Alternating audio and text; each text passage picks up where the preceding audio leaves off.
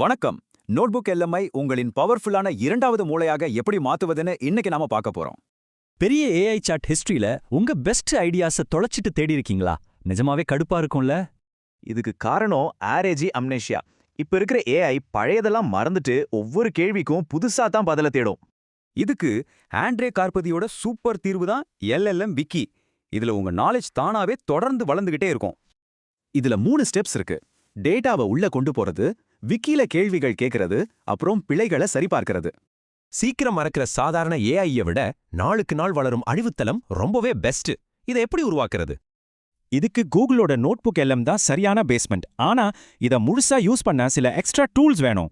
Notebook LM next லெவலுக்கு கொண்டு போற அந்த 4 முக்கியமான குரோம் எக்ஸ்டென்ஷன்களை பத்தி இப்போ ஒண்ணா பார்க்கலாம். முதல்ல கார்டெக்ஸ்.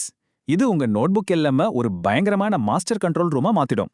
கிட்டத்தட்ட 32,000க்கும் மேலான யூசர்ஸ் இந்த கார்டெக்ஸை யூஸ் பண்ணி அவங்க இரண்டாவது மூளையை இப்போ உருவாக்கிட்டு வராங்க. சாட் ஜிபிடி, கிளாடுன்னு எந்த ஏஐல இருந்தும் உங்க ஐடியாக்களை ஒரே கிளிக்ல நோட்புக் எல்எம்க்கு ஈஸியா மாத்திக்கலாம்.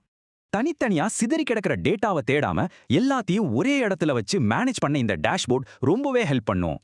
அது மட்டும் இல்லாம ஃபிளாஷ் கார்டு, குவிஸ் எல்லாம் இதுவே ஆட்டோமேட்டிக்கா உருவாக்கி உங்க நேரத்தை ரொம்பவே மிச்சப்படுத்தும். உங்க நோட்ஸை அப்படியே ஆடியோவா மாத்தி டிராவல் பண்ணும்போது பாட்காஸ்ட் மாதிரியே கேட்டு படிக்கிற சூப்பர் வசதியும் இதுல இருக்கு. எல்லாத்தையும் சேமிக்கலாம், ஈஸியா தேடலாம், எதையுமே இழக்க மாட்டீங்க.